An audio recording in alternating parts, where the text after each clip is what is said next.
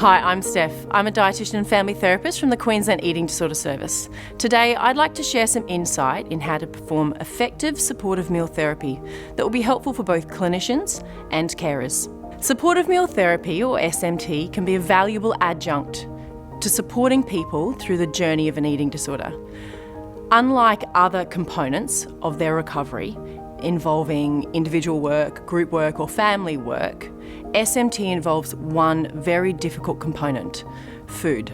A fear of food can be associated with high emotions, vulnerability and distress. I think it's really important to keep this in mind when going into SMT.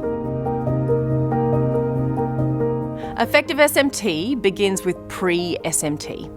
This is a time where outside of a mealtime, away from a kitchen, and usually in a neutral space like a lounge room or a park, where rules and boundaries, expectations of the individual, the clinician and the carer are formed.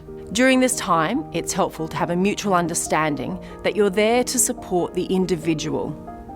A tool to help with this is externalisation. Externalising is a tool where we separate the individual from the pathology, in this case, the eating disorder.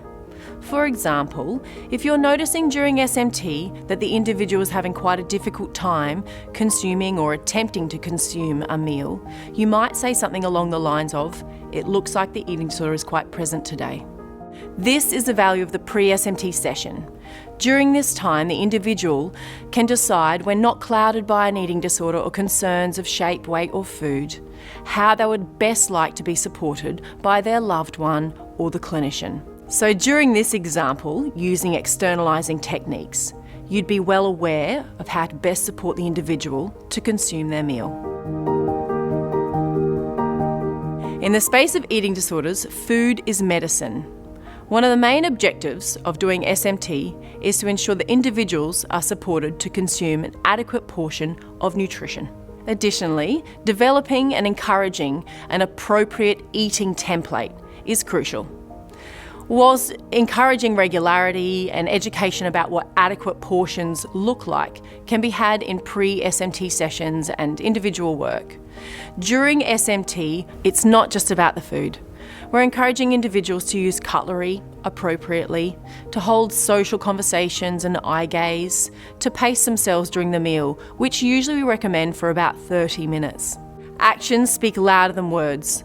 When supporting someone through SMT, it's crucial that you role model what you're trying to preach. So no diet products, keeping conversations away from food and shape and weight. Consuming an adequate portion during SMT, and keeping the pace and conversation flowing. Supportive meal therapy can be really difficult. Acknowledging when you've reached your limits or your emotional capacity and accepting help is essential to ensuring your well-being and the well-being of those that you're supporting.